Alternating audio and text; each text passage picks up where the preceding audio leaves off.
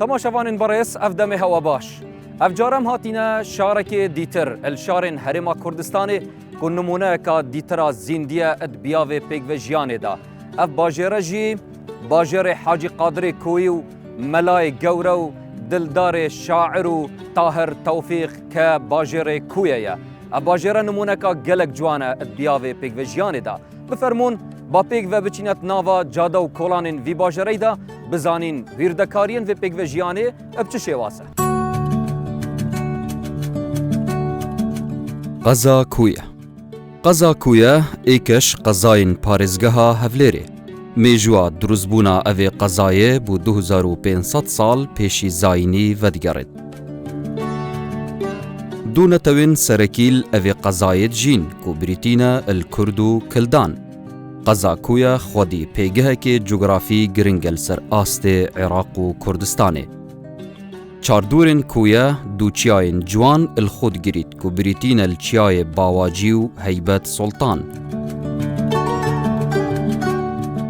ئەتێتە گوتن کو مێژووە دروستبوونا باژێڕê کویە ڤەدگەڕێت بۆ ئاسکی کویە ئانکو ئەپڕامانە گوند هێت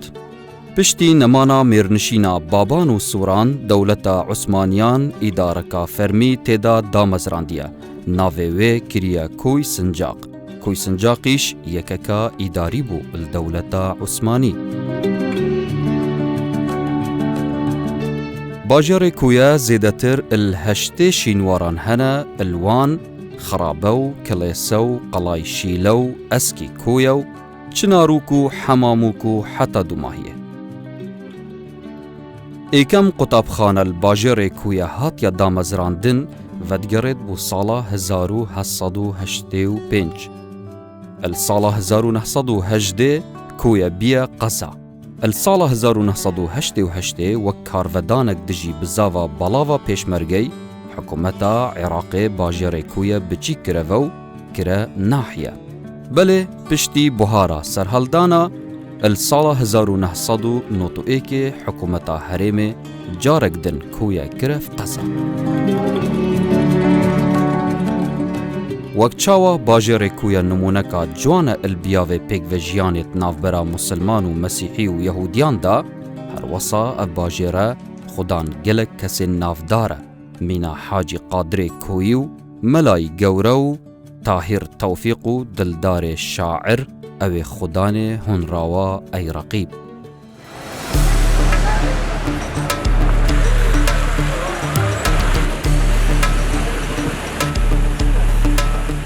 فرق ناکەی لە بینیەوەیکەوە بلێنەوە مەسیحیە یانەوە مسلمانە بە خۆی تێنەگەینم یانیشی لەگەر نەگەم یان کاری لەگەر نەکەم شوێ هیچ فەرقی ناکەین ئەمە ژیانمان پێکەوە هاوتای یەکترە بۆ خۆشەویستی لە بینی مەسیحی و مسلمانەکان هیچ فەرقەکی وایان نیە لە بینی هیچیان یعنی وەکو خوشک برایان دەژین هەردوو لایەن هیچ یعنی ئێستا مشکلێکی وا ڕووی نەدابرێن ئەوە مەسیحیە مسلمانیان ئەوانە مسلمانن مەسیحینینە وەکو یەک دەژین یعنی ژیانێکی ئاساییان هەیە یەکێک لە بنەماکانی پێکەوە ژیان بریتە لە ئاستی ڕۆشنبیری تاک بەتایبەت لە کوێ جالبەوەی من ئاستی ڕۆشنبیری تاک لە کوێ زۆر بە باشی دەبینم ئەیمانی ئەوان بەڕێ خۆمەش بەڕێ خۆمە پێکەوەین و ژیانیان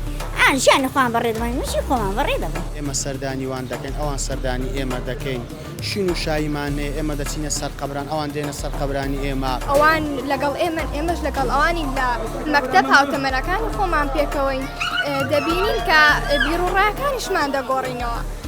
ئەوان کولتوری خۆیان بۆ ئێمە باز دەکەن ئێمەی خۆمان بۆ ئەوان باز دەکەین من هاوڕێتیم لەگەڵ مەسیحەکاندا هەیە ڕەفیقم هەیە کە مەسیحیە و هیچ کێشەیەکیش لە بینماندا نییە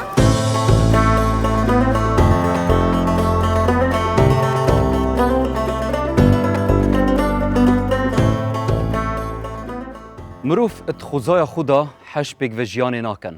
kewata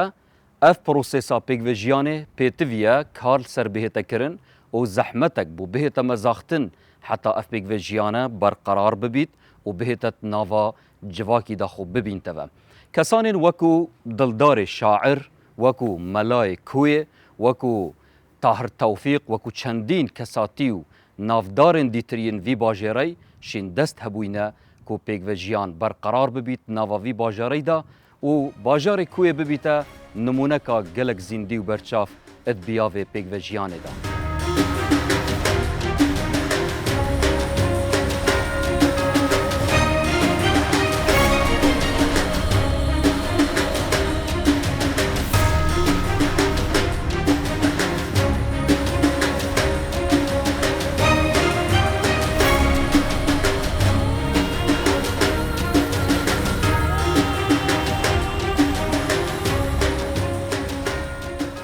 مامۆستای ئاینی زۆر تەکەزێشوێ چەندێتکەن کە پەیاما ئیسلامێ پەیاما دلوڤانیە و تەماشای مرۆڤان دکەتن وەکو مرۆڤ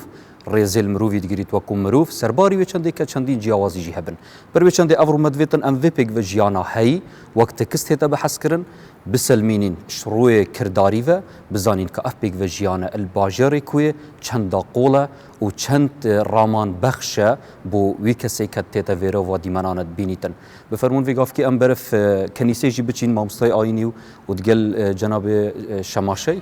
biçîn berif kenîsê jî da wêrê jî beser bikeyn û piştîngî biçîn berif bazarî.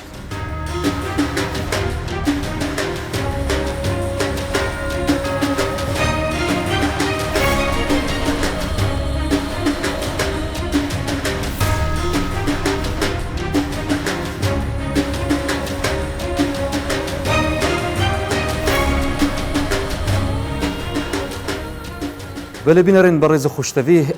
او ماویای ویگافکی برجسته بکین اوه بو که جناب مامۆستای آیین اسلامی و جناب مامۆستای پیاو آیین مسیحی ماویا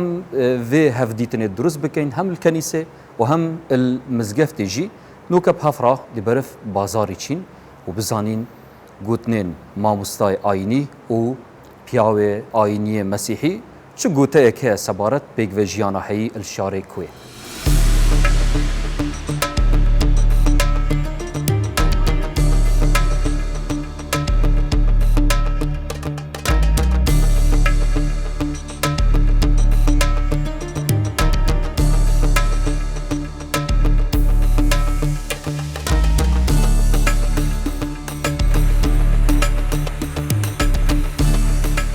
جناب تا چه پیوکه سبارت اف پیک و جیانا هیت وەکو مامۆستای ئۆلی بێگومان یەکێک لە ئامانجەکانی ئاینی پیرۆزی ئیسلام بریتیە لە پێکەوە ژیان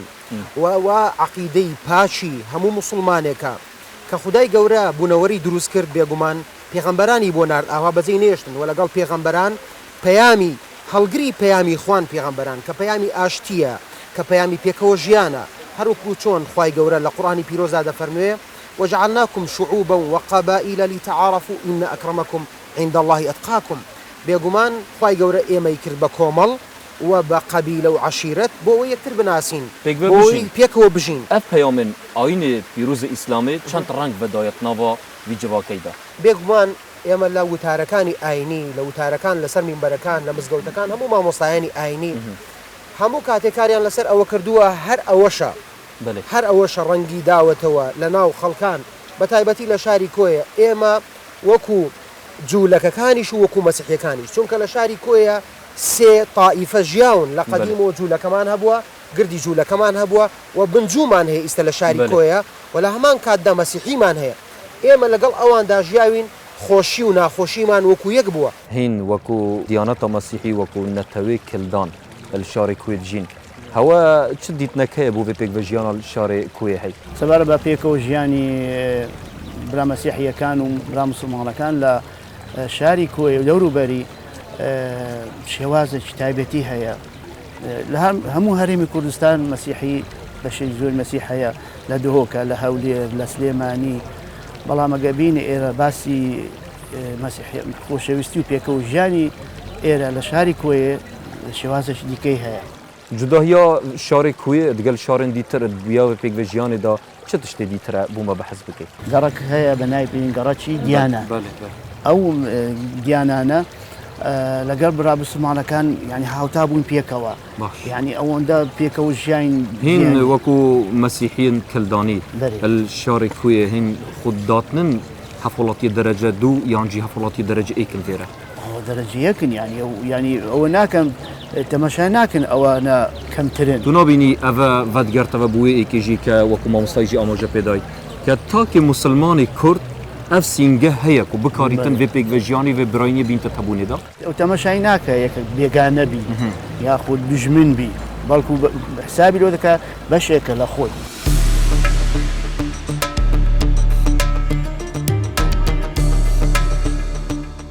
تكستن أولن عسماني وأولن عردي هروسا تكستن همي فلسفك كفنوني تكزل ويشانديت كان كو باراستني السر برانسيبو بهاو شكومنديا مروفي بكنو بيك فجياني جي برقرار بكن اتنافا تاكن جواكي دا اتناف برا همي رنگكيو همي نتوكيو همي أولكي بحفرا بجين وكو إنسان تني تکزاوان السربنمای مروف دوستیه بیتن نک السربنمای چیناکاریه بیتن.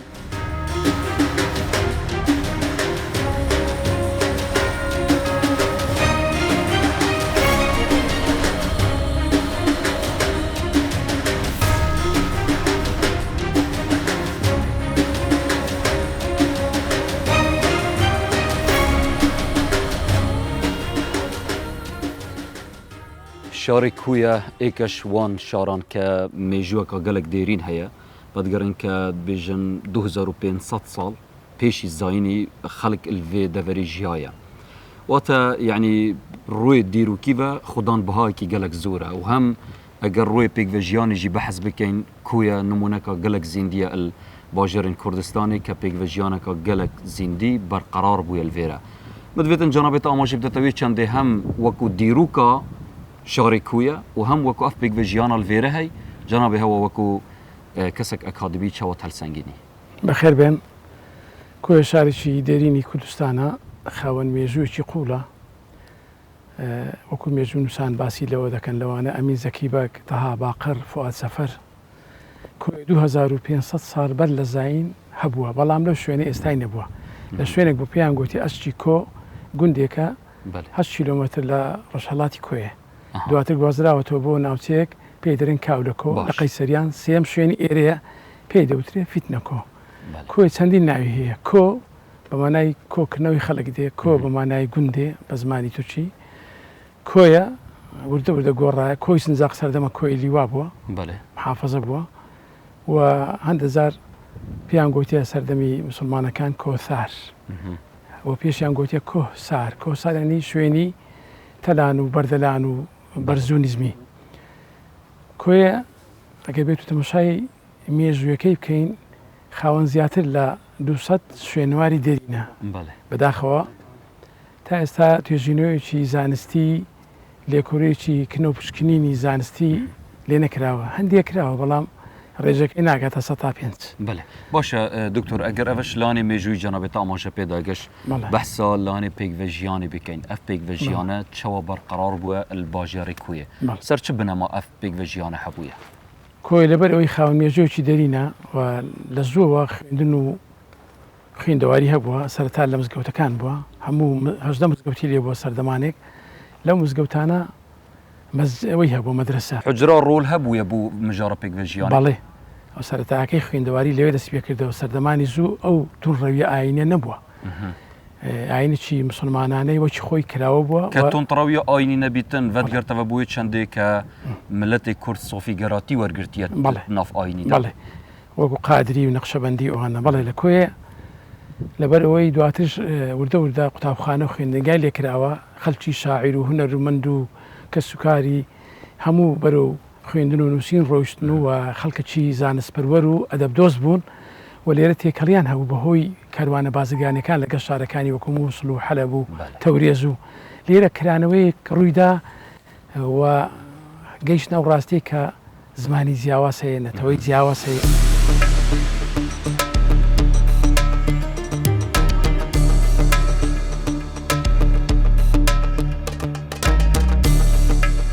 حاجی قادری کوی ات شعرك خدات بيجيتن لما بيني ككون هيبة سلطان هلي كان بيرقي كردي بيرق واتا آلا دبيجن أحمد خاني بحثا ولات شارستانية كريا او حاجي قادری کویجی ابتكست ابتويري بحثا ولات شارستانية كريا ملاي قورجي براكتيك برجسته كريا بحثا ولات شارستانيت كريا شارستانيت و اكت خازيتن كو همو تشينو تيجن جدا اتنافا جواكي دا هبن وهمو هفدو قبيل بكن هم بيزا يكتر بكن و ريزل جياوازين هفدو بگرن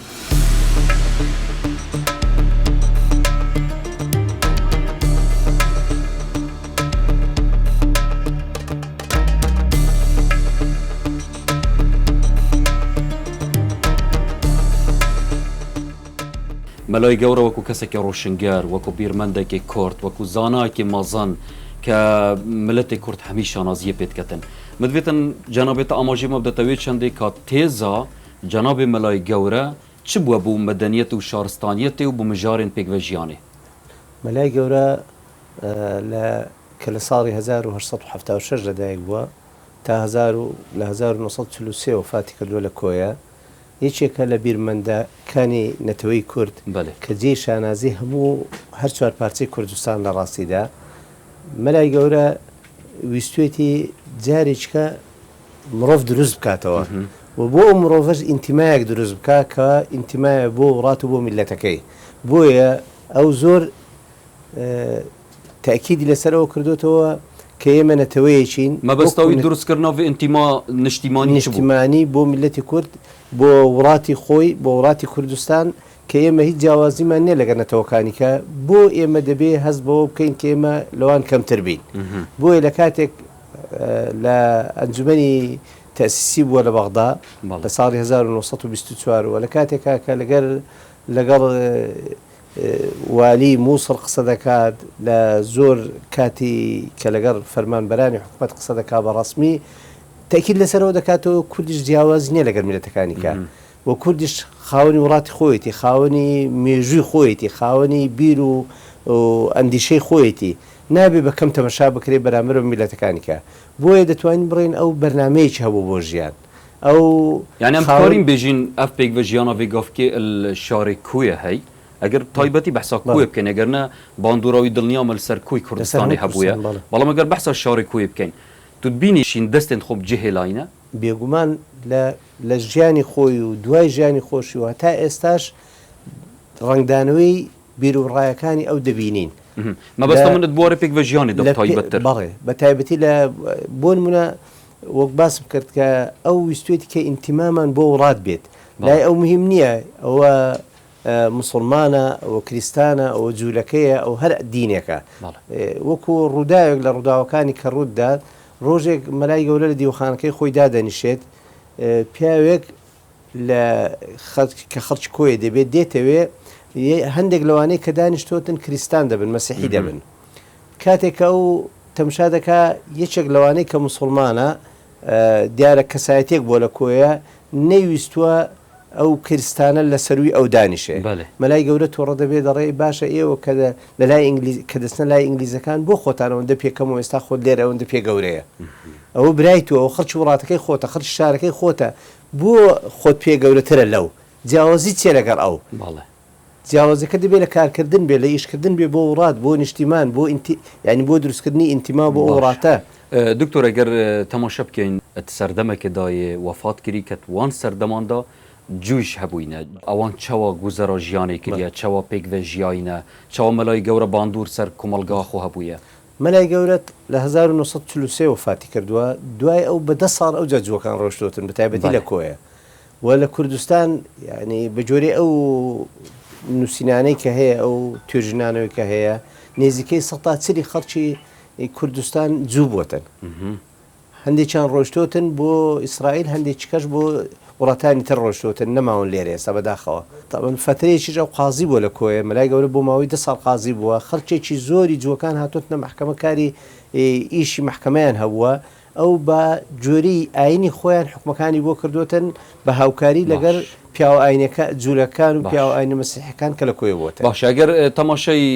شعر و پەخشانên مەلای گەورە بکەین gelek car yani dilsûziyeka ekcar zor ya pêve diyar e hem ber xema milletî yanî ke hindek car wekû gileyî û rexne jî arasteyî milletî kiriye ka bûçî em naxînîn bûçî em beriv pêş naçîn ev jî her bûyê êkê nebûye ku ev milletek geşê biketin pitir hesta şaristaniyetê û medeniyetê li dev durust bibîtin لە ڕاستی داوای مەلای گەورە لە کەسانی تر جوا دەکاتەوە لەو سەردەمەی خۆی ئەوەیە مەلای گەورە پرۆژەیەکی هەبووە پرۆژەیەکی نیشتیمانی هەبووە بۆ دروستکردنەوەی مرۆڤی کورد جارێکتر جا هەستاوە چی کردووە نەخۆشیەکانی دەستنیشان کردووە لەوانە نە خوێندەواری لەوانە بایەغنەدان بە ژن لەوانە دەسەڵاتدارێتی ئاغا و دەربەکان و شێخەکان بە شێوەیە کە ئیستیغلالی خەڵک بکەن بۆی لە ئەنجامدا دوای دەستنیشانکردنی نەخۆشیەکان هەستا و چارەکانیش بۆ داناوین هەر بەوەندە وازنەیە ناوە وەکو ڕەخنە بکە بەڵکو چارەشی بۆ داناوین و دەستنیشانی کردووە و بۆیە ئەو لە هەموو ژیانی خۆی هەموو وەختێک دەڕێ من یەخەی خۆم بۆیە دادەدڕم من دەبرم و ئێوە نابن بە هیچ ینی لەو خەفەتەیە ئاخون سەرن دەڕێ هەتا دەمرم لە بۆ کوردان دەناڕم عیلاجیان چۆن بکەم هاوار بە ماڵم ئەو خەمە هەر لەگەڕیا بوو هەتا مردنی ئەوەل سەحرا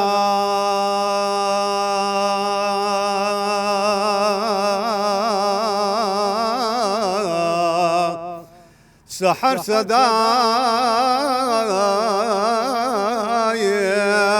منی غەریب ماری وەزی هەرگێژم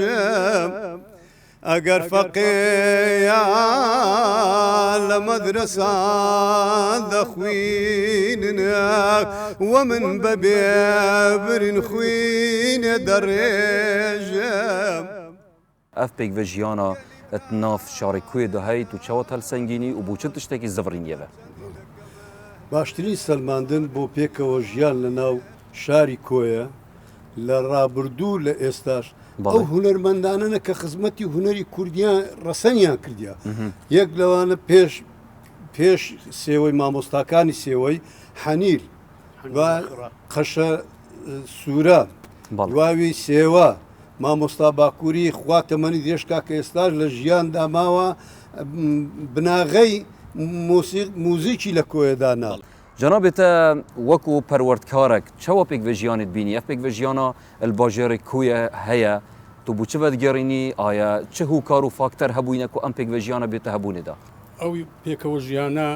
لە ئێستاوە نییە زۆر لە مێژە تقریباً 250 سال پێش ئێستایە یعنی حاجی قادری کۆیی گەلک جاران دەیفەرموو ینی فەرقی نەدەکرد وەسیەتی دەکرد بۆ هەموو لاوەچی بۆ لای مەسیحی بۆ لاوی کورد بۆ لاوی جوولەکە زۆر بە پەرۆژ بوو لە بۆ یەکبوونی کورد یعنی پێویست دەیگوت پێویستە هەموو کێشەکان بە یەکڕێزی و بە یەکبوون بی برانی ئەوانی شەر باسی ئەوەی کردێک کە ئێمە وەکو کورد وەک هاو نیشتیمانی بژین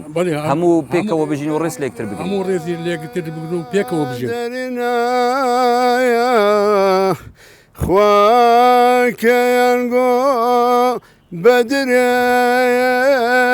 من غريب ماري مكان بختانا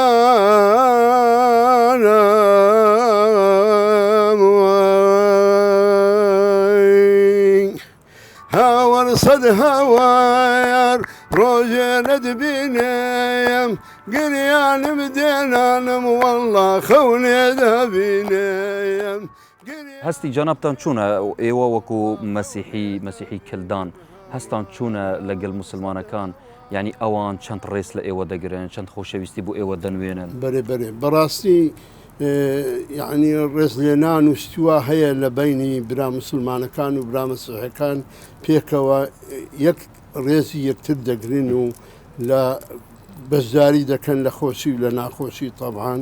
لە مناسباتی حەفەلات و لە کەنیسە و لە سووە بەشداری دەکەن لانێ دەروون ناسیڤە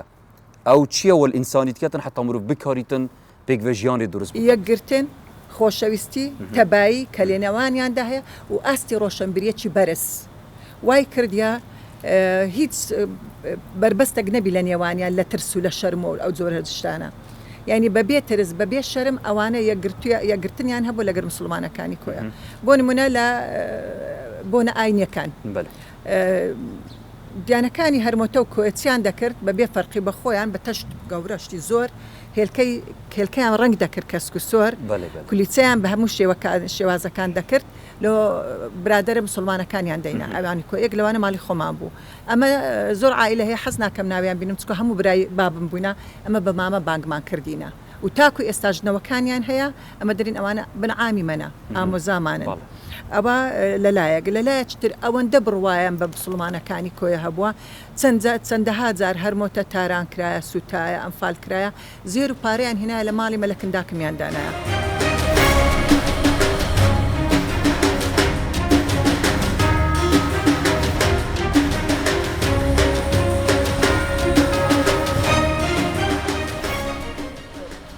جارك دن دلما جلك خوش بوتناوا برنامج بيك فيجيان دا دمام هاتينا شاري كوي ومديت اف بيك فيجيانا اف براينيه اف اجرتنا تناوا في باجاري دا هيا تيفيا ماوا اف بيك فيجيانا حربر دوام ببيتن زياتر ببيت كلتورك الدف تاكي كرد فيرم دهينا دمايا في خلكيجي وبمينم خير وشات كردستانك آبادان هر ساكت